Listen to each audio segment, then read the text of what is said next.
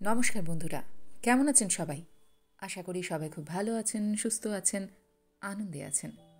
আপনাদের সবাইকে আমার চ্যানেলে স্বাগত জানাই। আজ আমি আপনাদের পড়ে শোনাব সুচিত্রা ভট্টাচার্যের লেখা গল্প তত্ত্ব তালাশ।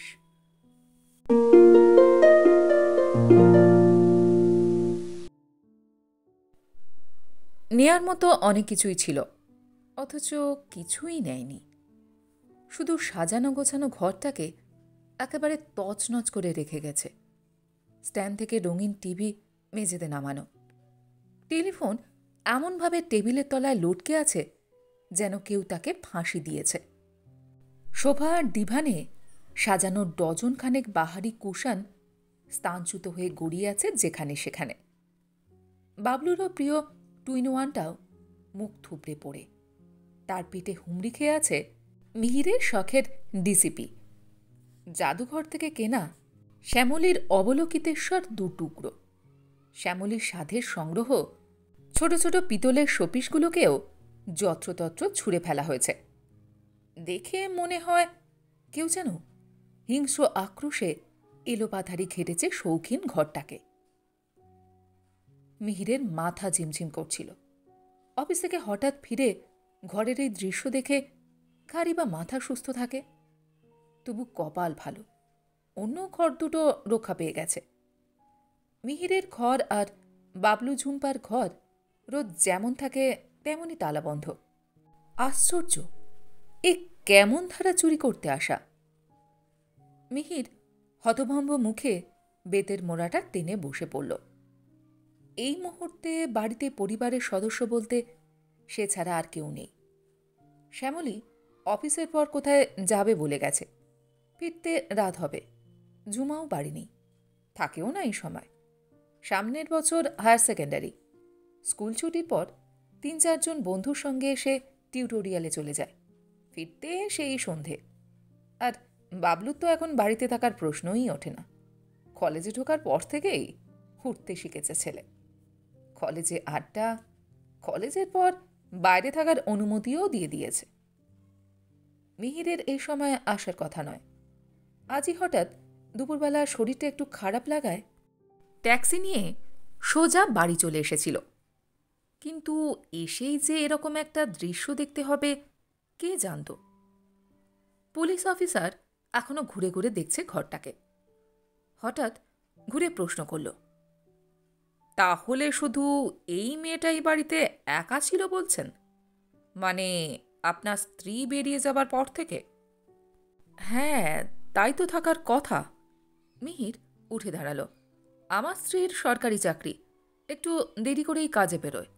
তার আগে আমার ছেলে মেয়ে বেরিয়ে যায়। অ, তা এই মেয়েটা আপনাদের এখানে ২৪ ঘন্টাই থাকে? হুম, ঘরে টুকটাক কাজের জন্য রাখা হয়েছে আর কি। রান্নায় হেল্প করা, ঘরদোর পরিষ্কার, চাফা বানানো। অন্য ভারী কাজের জন্য আর একটা লোক আছে ঠিকই। সে আমার স্ত্রী থাকতে থাকতেই কাজ সেরে চলে যায়। কথাটা বলে মিহির আর চোখে তাকিয়ে নিল ঘরে ভিড় জমানো কৌতূহলী প্রতিবেশীদের দিকে। যেন তাদেরই শোনালো কথাটা। জানুক সকলে, মিহিররা হৃদয়হীন নয়। কম বয়সী মেয়েটাকে তারা মোটেই পশুর মতো খাটায় না। পুলিশ অফিসার আবার প্রশ্ন করল, এ মেয়ে কদিন ধরে আছে আপনাদের কাছে? মিহির বলল, নতুনই বলতে পারেন, মাসখানেক হলো এসেছে। রাখার আগে ভালো করে খোঁজ খবর করেছিলেন? মোটামুটি। আমার শালির বাড়িতে এক বুড়ি কাজ করে, সে দেশ থেকে এনে দিয়েছিল। তার গ্রাম সম্পর্কের নাতনি না কি যেন হয়। গরিবের মেয়ে, বাপ মরে গেছে। ব্যাস, এইটুকু রেফারেন্সেই একটা মেয়ের হাতে সংসার ছেড়ে দিলেন? যার কাছে সারাদিনের জন্য বাড়ি ছেড়ে সকলে বেরিয়ে যাচ্ছেন, সে কেমন তার পাস্ট হিস্ট্রি কি দেখে নেবেন না? পুলিশ অফিসারের গলায় আলগা ধমক। এত করে আপনাদের বলা হয়, নতুন লোক রাখলে থানাতে ইনফরমেশন দিয়ে রাখুন, ছবি দিন, ঠিকানা দিন। আপনারা কিছুতেই কথা শোনেন না। এই ক্যালাসনেসের জন্য চারিদিকে চুরি ডাকাতি কত বেড়ে যাচ্ছে জানেন?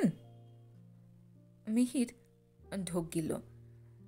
এই মেয়েটা কিন্তু একদমই হাবাগোবা। সত্যি একেবারে গ্রাম থেকে এসেছে, কলকাতার কিছুই চেনে না। বাহ, তাতেই একজনের চরিত্র পড়া হয়ে যায়। দশাসই চেহারার ভদ্রলোক বেশ বিরক্ত এবার। জানেন, গ্রাম থেকেই আজকাল বড় বড় ডাকাতের গ্যাং তৈরি হচ্ছে। কথাটা ভুল নয়। যেখানে অন্ন নেই, যেখানে অভাব বেশি, সেইখান থেকেই তো অপরাধের জন্ম নেবার সম্ভাবনা বেশি থাকে। তবু মিহির তর্কের খাতিরেই তর্ক করে ফেলল। আমার শালির বাড়িতে যে কাজ করে সে কিন্তু খুব বিশ্বাসী, 10 বছর আছে। হা, 10 বছর! পুলিশ অফিসারের স্বরে বিরক্তি থেকে ব্যঙ্গ। বিশ্বাসের সঙ্গে সময়ের কোনো সম্পর্ক নেই মশাই। বাইরের লোকই বলুন আর ঘরের লোক, বিশ্বাস ভাঙতে 1 সেকেন্ডও সময় লাগে না। এই তো ভবানীপুরের কেসটাই দেখলেন না, 15 বছরের বিশ্বাসী চাকর বুড়ো বুড়ি দুজনকেই খুন করে দিল। মিহির চুপ করে গেল। সত্যিই তো, বিশ্বাস শব্দটা এখন ক্রমশ দুর্লভ, জীবনের সব ক্ষেত্রেই। পুলিশ অফিসার বলল, আরেকবার মেয়েটাকে ডাকুন তো মশাই, সত্যি কথাটা বার করা যায় কিনা দেখি। বৃহস্পতিকে ডাকতে হলো না। পাশের ফ্ল্যাটের মিসেস রায় তাকে টানতে টানতে নিয়ে এসেছে। 16 বছরের টলটলে যুবতী, খুব রোগা হলেও মুখে একটা আলাদা শ্রী আছে মেয়েটার। মাসখানেক শহরের জল পড়ে তার কালো রং বেশ এখন উজ্জ্বল। ঝুম্পার একটা পুরনো সালোয়ার কামিজে এই ক্লিন্ন মুহূর্তেও এক অন্য ধরনের সৌন্দর্য ফুটে আছে তার শরীরে। তীব্র ভয়ে ঠকঠক কাঁপছে মেয়েটা। পুলিশ অফিসার একবার অপাঙ্গে দেখে নিল তাকে। তারপর হঠাৎ হুঙ্কার ছুড়ল, এই ছুরি, এখনো বল কাকে ঘরে ঢুকিয়েছিলি, নইলে এমন মার মারব। মিহির এসে মুখের বাঁধন খুলে দেবার পর মেয়েটা চোখ খুলেছিল না। ঠিক তখনও চোখ খোলেনি। আশেপাশে ফ্ল্যাটের মহিলারা বেশ কয়েকবার জলের ঝাপটাও দিয়েছিল তার মুখে। চোখ খুলে প্রথমে ফ্যালফ্যাল তাকিয়ে রইল খানিকক্ষণ। তারপর সে কি ডুকরে ডুকরে কান্না! এখন আর কাঁদছে না বৃহস্পতি। তার কালো গালে খড়ির দাগের মতো জলরেখা শুকিয়ে আছে শুধু। অফিসার চিৎকার করে উঠল, কি হলো কি? চুপ মেরে আসিস যে? তোর কোন নাগরে এসেছিল ঘরে? বৃহস্পতি কি সামান্য চমকে উঠল। বোঝা গেল না। ডান পায়ের পুরো আঙুল দিয়ে বা পায়ের আঙুল ঘষছে। তোর নাগর কিছু না নিয়েই পালালো যে, সুবিধে হলো না। বৃহস্পতি চুপ। মিহির অধৈর্যভাবে বলে উঠল, কিরে বল, কিছু জবাব দে। এতক্ষণে বৃহস্পতি চোখ তুলেছে, মিহিরের দিকেই তাকালো। বলেছি তো। আবার বল, প্রথম থেকে বল। আমি কাউকে দরজা খুলে দিইনি। বৃহস্পতির স্বর আবার নতুন করে কাঁপছে। আমি জানি না কি করে লোকটা ভেতরে এসেছিল। মারব 3 থাপ্পড়। অফিসারের গর্জনে ফ্ল্যাটটাই কেঁপে উঠল যেন। বন্ধ দরজা আপনা আপনি খুলে গেল না? ফসলামি হচ্ছে। সত্যি বলছি, আমি খুলিনি, লোকটা ভেতরে ছিল। তার মানে বলতে চাইছিস এ বাড়ির লোকই ভেতর থেকে লোক রেখে গেছিল? বৃহস্পতি মুখ নামালো। আমি বেরিয়ে যাবার পর লোকটা এসে আমার মুখ চেপে ধরল। তারপর? আমি ছাড়াবার চেষ্টা করলাম, পারলাম না। আমার মাথায় জোরে মারল লোকটা। তারপর কিছু আর মনে নেই। কিরকম দেখতে ছিল লোকটা? বললাম তো। আবার বল। সুন্দর পানা, শুটবুট পরা, হাতে ব্যাগ ছিল। কে লোকটা? আগে দেখেছিস? বৃহস্পতি দুদিকে মাথা নাড়ল। সঙ্গে সঙ্গে পুলিশ অফিসার আবারও গর্জে উঠেছে, লোকটা তোর হাত পা বাঁধল না, পা বাঁধল না, শুধু মুখ বেঁধে রেখে গেল। হ্যাঁ, তুই কি আমাদের পাঁঠা ভেবেছিস? সেই 10:30 থেকে 3:30 5 ঘন্টা অজ্ঞান ছিলি তুই। বিশ্বাস করতে বলছিস সে কথা? চল, থানায় চল। তোর কাছ থেকে কি করে কথা বের করতে হয় দেখছি। পুলিশ অফিসার তার নিজস্ব ভঙ্গিতে চিৎকার করে চলেছে। বৃহস্পতি হঠাৎ একটা আজব কাণ্ড করে বসল। আচমকাই মিহিরের পায়ের ওপর উপর হয়ে পড়েছে। মামা গো, আমাকে বাঁচাও গো। ও মামা গো, আমি কিছুই জানি না গো। মিহিরের এখনো সব কিছু কেমন ধন্দ লাগছে। 3:15 নাগাদ বাড়ি ফিরেছিল সে। বেশ কিছুক্ষণ বেল বাজিয়েও বৃহস্পতির সাড়া না পেয়ে সে যখন নিজের চাবি দিয়ে দরজা খুলে ভেতরে ঢোকে, তখন বৃহস্পতি বাথরুমের সামনে অজ্ঞান হয়ে পড়ে আছে, মুখ আষ্টে পৃষ্ঠে বাঁধা। তবে হাত পা সত্যি খোলাই ছিল মেয়েটার। আর খোলা ছিল বাথরুমের পেছনের দরজাটা, যেটা সচরাচর বন্ধই থাকে। ঝাড়ুদারনি সপ্তাহে একদিন বাথরুম পরিষ্কার করতে আসে। সেই দিনই একমাত্র ওই দরজা খোলা হয়। হ্যাঁ, তখনই মিহির তন্ন তন্ন করে দেখে নিয়েছিল সব কিছু। ডাইনিং টেবিল বা ফ্রিজের দিকে কেউ যায়নি। রান্নাঘর বাথরুমও যেভাবে থাকে ঠিক সেইভাবেই রয়েছে। ঘর দুটোর তালাতেও হাত পড়েনি। শুধু তাণ্ডব চলেছে বাইরের ঘরেই। কেন এমন হলো? না, সদুত্তর পাওয়া যাচ্ছে না কিছুতেই। বৃহস্পতিকে অসংখ্য বার জেরা করেও। মেয়েটা কি তাহলে একেবারে ঝানু মিথ্যেবাদী? পাড়া প্রতিবেশী মিহির পুলিশের কাছেও সাজিয়ে বলতে জিভ কাঁপছে না। তবু মিহিরের কেমন যেন একটু মায়াও হচ্ছিল মেয়েটার উপর। তার পায়ের উপর মেয়েটা হাঁপুস নয়নে কাঁদছে। মামা গো, আমাকে পুলিশে দিও না মামা। মামা গো, আমি কিছু করিনি গো। মিহির চিন্তা করতে একটুক্ষণ সময় নিল। 1 মাস ধরে মেয়েটাকে দেখছে। সেরকম কোনো বেচালপনা লক্ষ্য করেনি একদিনও। শান্ত নিরীহ স্বভাব। যে যা হুকুম করেছে ঘাড় গুজে তাবিল করে যাচ্ছে। বাবলু জল চাইল, সঙ্গে সঙ্গে জল এনে দিল। শ্যামলীর মুখের কথা খসতে না খসতে রান্নাঘরে দৌড়চ্ছে। ঝুম্পার পায়ে পায়ে ঘুরছে সারাক্ষণ।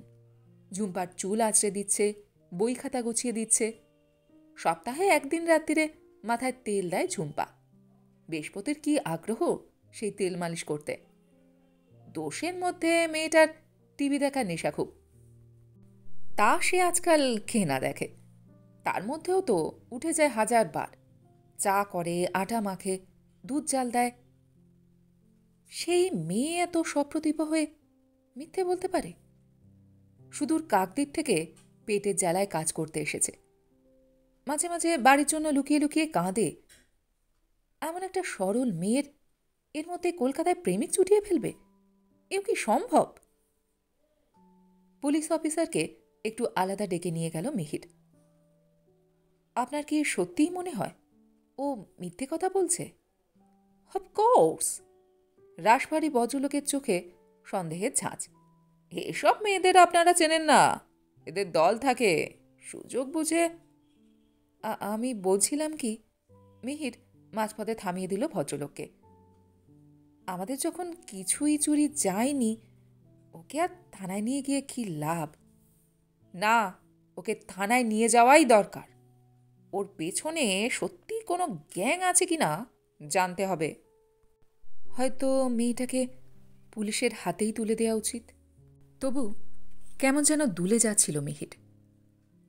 16 বছরের একটা সমস্ত মেয়েকে পুলিশ তুলে নিয়ে গেলে অনেক অঘটনই ঘটে যেতে পারে। দিনকাল মোটেই ভালো নয়।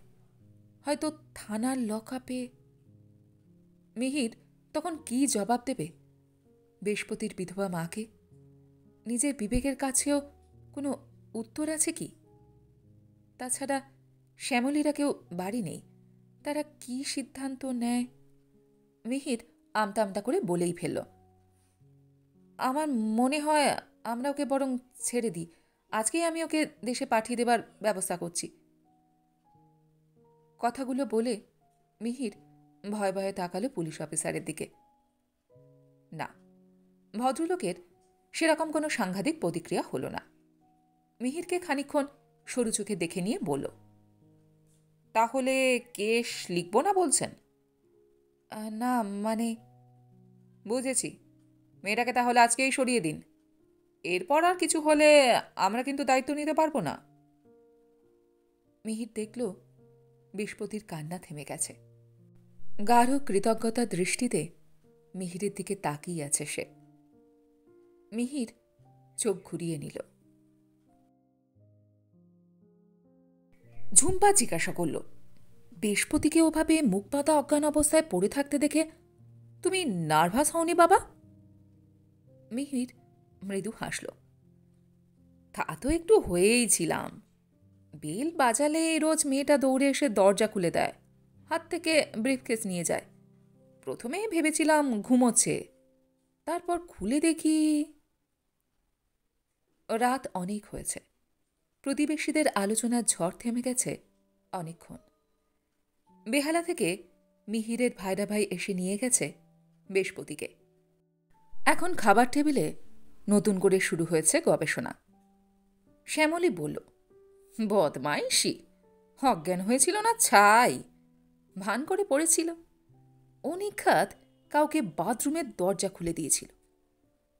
যে কোনো কারণেই হোক, কাজ হাসিল করতে না পেরে পালিয়েছে লোকটা। মেয়েটাকে পুলিশের হাতে তুলে দেওয়াই উচিত ছিল। তোমার ছেড়ে দেওয়া মোটেই ঠিক হয়নি। মিহির ভুরু বাঁকালো। তুমি এত শিওর হচ্ছ কি করে? আশ্চর্য, একটা লোক ভেতরে ঢুকে ওর মুখ বাঁধল, মেরে অজ্ঞান করে দিল, অথচ হাত পা বাঁধল না। এটা হয়? এ তো জানা কথাই, মেয়েটা জ্ঞান ফিরলে প্রথমেই মুখ খুলে ফেলবে। এতক্ষণ ধরে ও অজ্ঞান ছিল, এটাও সম্ভব নয়। তাহলে ও মুখ খুলে লোকজনকে ডাকেনি কেন? আমি বলছি, গোটা ব্যাপারটাই সাজানো। ঝুম্পা বলল, রাইট। মা বেরিয়ে যাবার পরই লোক ঢুকেছে, এটা সম্পূর্ণ বাজে কথা। আমার মনে হয় লোকটা বাবা আসার ঠিক আগেই এসেছিল। বৃহস্পতি ডেকেছিল তাকে। বাবার বেল শুনেই লোকটা পালিয়েছে, মানে বৃহস্পতিই তাকে পালাতে বলেছে। বৃহস্পতি তো আর জানতো না বাবা তাড়াতাড়ি ফিরে আসবে, হিসেবে গন্ডগোল করে ফেলেছে আর কি। শ্যামলী বলল, ওই আলাভোলা মেয়ের পেটে এত শয়তানি ছিল, আগে একটুও বুঝতে পারলাম না। বাবলু আয়েশ করে রুটি মাংস চিবোচ্ছিল। অনেকক্ষণ পর পাকা গোয়েন্দার মতো বলে উঠল, দাঁড়াও দাঁড়াও, অত সহজে একে একে দুই করো না। ধরে নিলাম একটা লোককে ও দরজা খুলে দিয়েছে, ঠিক। লোকটা বাথরুম দিয়ে ভেতরে ঢুকলো, আমাদের ঘর দুটো বন্ধ থেকে ড্রয়িং রুমে গেল, ওকে। কিন্তু ড্রয়িং রুমে গিয়ে লোকটা ছোট ছোট খেলনাগুলোকে মাটিতে ছুঁড়ে ফেলবে কেন? কুশনগুলোকে নিয়ে বা খেলা করবে কেন? তার তো একটা কাজ ছিল। হাতের কাছে ভিসিপি রয়েছে, 2-in-1 রয়েছে, এগুলো নিয়ে মানে মানে কেটে পড়া। ঝুম্পা হি হি করে হেসে উঠল। তুই কি বোকা রে দাদা? কেন বোকা কেন? বারে, এটুকু বুঝতে পারছিস না? বাবা এসে গেছে বলেই তো কিছু নিতে পারেনি, এটাই তো ন্যাচারাল। না, ন্যাচারাল নয়। বাবলু রীতিমতো গম্ভীর। বাবা এসে বেল বাজিয়েছে, 2-4 মিনিট ওয়েট করেছে। এর মধ্যে লোকটা had got enough time. Easily সে অন্তত ভিসিপি বা 2-in-1টাকে হাতে করে নিয়ে চলে যেতে পারত। আর বাথরুমের দরজা দিয়ে বেরিয়ে গেলে বাবা কেন? কেউই কিছু ধরতে পারত না। শ্যামলী বলল, সে সময় লোকটা হয়তো বৃহস্পতির মুখ বাঁধছিল।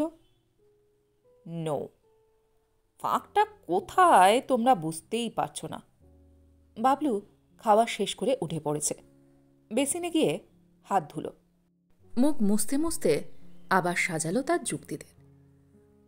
তোমাদের কথা ধরতে গেলে বলতে হয় চোর নয়, কোনো পাগল এসেছিল। ড্রয়িং রুমটা তোমরা ভালোভাবে লক্ষ্য করেছিলে? ঘরটাকে যেভাবে লণ্ডভণ্ড করা হয়েছে তাতে বেশ কিছুক্ষণ সময় লেগেছে। চোর চুরি করতে এলে আগে টিভি, ভিসিপি, টেপ এগুলো নেওয়ার জন্যই খুলে ফেলবে, অকারণে সেগুলোকে এদিক ওদিক ছড়িয়ে দেবে না। মার অবলোকিতেশ্বর দুটুকরো করার পেছনে কি যুক্তি আছে? শোকেস থেকে খুদে খুদে ফালতু জিনিসগুলোকে বার করেই বা ঘর জুড়ে ছড়াবে কেন? এগুলো কি অযথা সময় নষ্ট নয়? ঝুম্পা বলল, হয়তো ওগুলো সরিয়ে আমাদের ঘরের চাবি খুঁজছিল। এই তো, নিজের কথায় নিজেই আটকে গেলি। ভাবলু হাসছে বিজ্ঞের মতো। বৃহস্পতি যদি লোক ঢুকিয়ে থাকে তাহলে বৃহস্পতি ভালো মতোই জানে আমরা বাড়িতে কেউই ঘরের চাবি রেখে যাই না। ও রোজই দেখে যে যার ঘর লক করে আমরা চাবি নিয়ে চলে যাই। তবে চাবি খুঁজে লোকটাকে সময় নষ্ট করতে দেবে কেন? সেটাও ঠিক। ঝুম্পা মাথা নাড়ল। আমরা চলে যাবার পর বৃহস্পতি, শোভা, ডিভান সবই তো ঝাড়ে। ও ভালো মতোই জানে ওখানে চাবি থাকে না। তাহলে কুশানগুলো ছুঁড়ে ছুঁড়ে ফেলার মানে কি? ঠিক ঠিক কথাই। মিহির শ্যামলীর দিকে তাকালো। আমার মনে হয় কেউই আসেনি, মেয়েটা নিজে নিজেই করেছে সব কিছু, মানে গোটা নাটকটাই। শ্যামলী বলল, তাই আবার হয় নাকি? হবে না কেন, হতেই পারে। মেয়েটা হয়তো সাইকিক কেস, নিজেই নিজের মধ্যে ভয় তৈরি করে। এসব কেসে মানুষ টোটাল abnormal হয়ে যায়। সে তখন কি করছে নিজেও জানে না। হতে পারে বৃহস্পতির অ্যাড্রিনালিন সিক্রেশন তখন এত বেশি হতে শুরু করেছিল যে সেই সিক্রেশনের ঘোরেই নিজে নিজের মুখ বেঁধেছে। মানে ওর মনে হয়েছে কেউ ওর মুখ বাঁধছে। বাইরের ঘরটাও লণ্ডভণ্ড করার সময়ও ভাবছিল ব্যাপারটা কোনো গুন্ডা এসে করছে। তারপর হয়তো টলতে টলতে গিয়ে বাথরুমের দরজাটা খুলে দিয়েছে। ঝুম্পা বলল, বাথরুমের দরজাটাই খুলল কেন? কেন মেন দরজা খোলেনি? মিহির বলল, এটাও একটা সাইকোলজিক্যাল ব্যাপার। মেন দরজা দিয়ে লোক সবসময় যাওয়া আসা করে, সে তুলনায় বাথরুমের দরজা দিয়ে কেউই আসে না বলা যায়। বৃহস্পতির কাছে ওই দরজাটাই তাই বেশি সেফ আর সিকিউর মনে হয়েছে। বাবলু ফিরে এসে চেয়ারে বসল। না বাবা, তোমার থিওরি পুরোপুরি মেনে নেওয়া গেল না। বৃহস্পতি যদি সাইকিক কেস হবে তবে এতদিনে তার মধ্যে কোনো সিমটমস দেখা যায়নি কেন? ও তো একা বাড়িতে থাকতে খুব একটা বেশি ভয় পেত বলে মনে হয় না। হয়তো পেত, তোরা জানিস না। মিহিরের আচমকার রাগ উঠে গেল। সেই দুপুর থেকে একটা ঘটনাকে চটকানো চলছে তো চলছে। মেয়েটাকে তাড়িয়ে দেওয়া হয়েছে, বাড়িতে একটা আলপিনও খোয়া যায়নি, ব্যাস চুকেই গেছে সব। এখন আর এত অভিজ্ঞ মতামতের কি দরকার? রাগ রাগ মুখেই মিহির বলল, থাক হয়েছে, 12টা বাজে প্রায়, এবার সব শুয়ে পড়ো। সঙ্গে সঙ্গে শ্যামলী তীক্ষ্ণ চোখে তাকিয়েছে তার দিকে। কেন থাকবে কেন? বাড়িতে এত বড় একটা দুর্ঘটনা ঘটল, কেন ঘটল তা ভাবতে হবে না? ভেবে কি হবে? মিহির প্রায় ভেঙচে উঠল এবার। ভেবে কি সমাধান হবে কিছু? হলেও বা করবে কি? একটা 16 বছরের মেয়েকে পুলিশের হাতে দেবে? পরিবেশ গম্ভীর হয়ে উঠছে ক্রমশ। শ্যামলী আর কোনো কথা বলছে না। টেবিল থেকে খাবার তুলে ফ্রিজে তুলছে। বাবলু দাঁত মাজার জন্য ব্রাশে পেস্ট লাগাচ্ছে। ঝুম্পা উঠে গেল বাথরুমের দিকে। বাথরুমে ঢুকেও আচমকা ছিটকে বেরিয়ে এসেছে ঝুম্পা। শ্যামলী চমকে তাকালো। কি হলো? ঝুম্পার মুখ ফ্যাকাশে হয়ে গেছে। বাথরুমে কেউ আছে মা? যা, কে আবার থাকবে? হ্যাঁ আছে, আমার ভয় করে। মা তুমি এসো, আমি একা একা বাথরুমে যাব না। শ্যামলী আর মিহির মুখ চাওয়াচাই করছে। বাবলু হো হো করে হেসে উঠল। দূর পাগল। ঝুম্পা তবু কাঁদছে। আমার মনে হয় সকালে কেউ ঢুকে এসেছিল। হ্যাঁ নিশ্চয়ই। তুই কি করে জানলি? বৃহস্পতি মিথ্যে কথা বলবে না, ও খুব ভালো মেয়ে, আমি জানি। মিহির উঠে ঝুম্পার কাছে গেল। এরকম একটা ঘটনাতে মানুষের মনে ভয় আসতেই পারে। তাছাড়া ঝুম্পাটা এমনিতেই এত নরম মনের। মেয়ের মাথায় হাত বোলাতে বোলাতে মিহির বলল, বোকা আমি। বাথরুমের দরজা যদি কেউ খুলেও থাকে, ভেতরে যে ছিল সেই খুলেছে। ঝুম্পা বিড়বিড় করে উঠল, সেই লোকটাই ওই দরজা খুলে পালিয়ে গেছে। বাবলুও আবার শব্দ করে হেসে উঠল, হ্যাঁ রে, আমি খুলেছিলাম, বুঝলি? আমি বোকা বৃহস্পতিকে ভয় দেখানোর জন্য। বাবলু হাসছে, খেপাচ্ছে বোনকে। ঝুম্পা কিন্তু একটুও হাসছে না। তার ভীতু চোখ কেমন ধারালো হয়ে উঠেছে ক্রমশ। ঠাট্টা করিস না দাদা, সত্যি করে বল তো, তুই সেই লোকটা নোস তো? বাবলু হাসছে তবু। হতেও পারে। হতেও পারে না, হয়েছিল। ঝুম্পার স্বর সহসা ভয়ঙ্কর রকমের নির্দয়। বাথরুমের দরজা নয়, তুই হয়তো চাবি খুলে মেন দরজা দিয়ে ঢুকেছিলি। বাবলু এবার যেন থমকেছে একটু। কি করে বলছিস? তোর বৃহস্পতির ওপর নজর ছিল, আমি জানি। তুই বৃহস্পতিকে বিরক্ত করার চেষ্টা করতিস। ভ্যাট নয়, আমি দেখেছি তুই একদিন ইচ্ছে করে বৃহস্পতির হাত চেপে ধরেছিলি। বাজে কথা। বাবলু হাসার চেষ্টা করছে, হাসি ঠিক ফুটছে না তার মুখে। বলতে চাস আমি বৃহস্পতির মুখ বেঁধে রেখেছিলাম? কি করেছিলি তুই ভালো জানিস। আমি এসে নিজেদের ঘর নিজে লণ্ডভণ্ড করেছি। হয়তো ওটাই তোর শো, সকলকে মিসগাইড করার জন্য। তোর নাম বৃহস্পতি হয়তো লজ্জায় বলতে পারেনি। বাবলু হতচকিত হয়ে গেছে। স্তম্ভিত মিহির, শ্যামলীও মাথার উপর পূর্ণ গতিতে পাখা ঘুরছে। তবু ভাদ্রের গুমট ঝাঁপিয়ে এলো ঘরে। মিহির বেশ খানিকক্ষণ পর কথা বলল, বাবলু ঘরে যা, এখানে আর ভ্যাবলার মতো দাঁড়িয়ে থাকতে হবে না। বাবলু চোখ তুলল। বুঝি বাবা মার কাছ থেকে এ ধরনের কোনো কথা শোনার জন্যই থমকে দাঁড়িয়েছিল সে। ঝুম্পাকে দেখল একবার, মিহিরকেও দেখল। তারপর চোখ শ্যামলীর দিকে স্থির। মা, তুমি ঝুম্পার কথা বিশ্বাস করছো? শ্যামলী চুপ। বাবলু বলল, ও আমার নামে চার্জ আনছে, অ্যাবসোলিউটলি নোংরা চার্জ। আমি যদি বলি ও নিজের দোষ ঢাকার জন্যই। দোষ? কি দোষ? ঝুম্পা পলকে ফনা তুলেছে। বাবলু ঝুম্পাকে আমল দিল না, শ্যামলের দিকেই তাকিয়ে আছে। তোমরা কি জানো কেউ বাড়িতে না থাকলে ঝুম্পা কি করে? একদিন একটা বয়ফ্রেন্ড নিয়ে বাড়ি আসে, বয়ফ্রেন্ডদের নিয়ে ঘর বন্ধ করে দেয়। ঝুম্পা নির্বিকার। বৃহস্পতি আমাকে বলে ফেলেছিল মা। আরও শুনবে? ঝুম্পা সেটা জানতে পেরে বৃহস্পতিকে লাথি মেরেছিল। ঝুম্পা আবার বলল, মিথ্যে কথা। মিহিরের মাথা ঝিমঝিম করছিল, ঠিক দুপুরবেলার মতো। মাথা চেপে মিহির ঘরে চলে এলো। একটা বিশ্রী অবসাদ আচ্ছন্ন করে ফেলেছিল তাকে।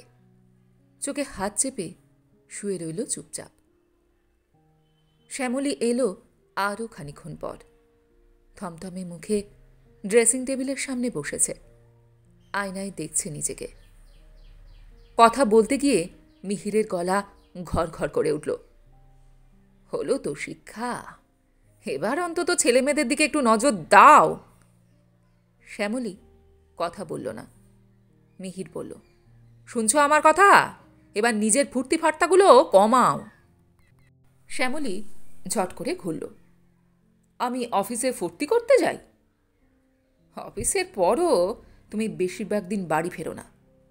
সে তো তুমিও ফেরো না, তোমার ক্লাব আছে, আড্ডা আছে। আমার কথা আলাদা। কিসের আলাদা? দেরি করে বাড়ি ফেরার অধিকার একা তোমাদের ছেলেদের? আর ছেলে মেয়েদের দায় দায়িত্ব, সংসার সামলানোর কাজ সব আমার। আমারও বাইরের কাজ থাকতে পারে।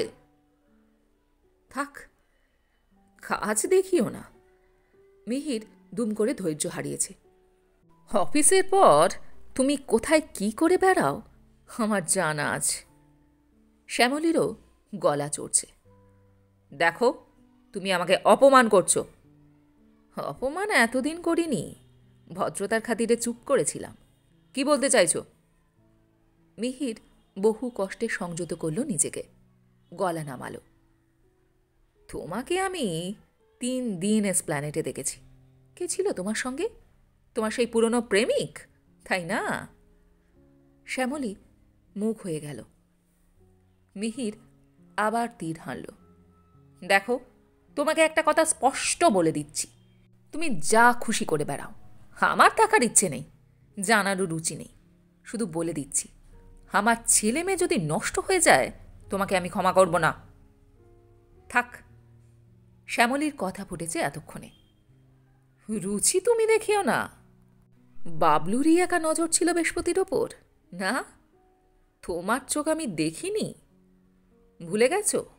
একদিন রাত্রিরে বাথরুমে যাওয়ার নাম করে লুকিয়ে লুকিয়ে দেখছিলে বৃহস্পতিকে। মেয়েটা ঘুমোচ্ছিল, গা থেকে কাপড় সরে গেছিল, কেউ দেখেনি ভেবেছ? মিহির গুম হয়ে গেল। শ্যামলী বলল, ছেলেরা দোষ কি? যেমন বাপ তেমনিই তো হবে ছেলে। মিহির বলতে যাচ্ছিল, হ্যাঁ, যেমন তোমার মেয়েকে দেখে তোমাকে চেনা যায়। বলল না। মিহির বুঝতে পারছিল শুধু তার বাইরের ঘর নয়, তার অন্দর মহলটাকেও আজ তছনছ করে দিতে চাইছে কেউ। কে সে? কোনো বাইরের চোর, নাকি ওই উটকো উড়ে এসে জুড়ে বসা কাজের মেয়েটা? নাকি শুধু একটা ভয়, একটা মনস্তাত্ত্বিক ভয়? মিহির জানে না।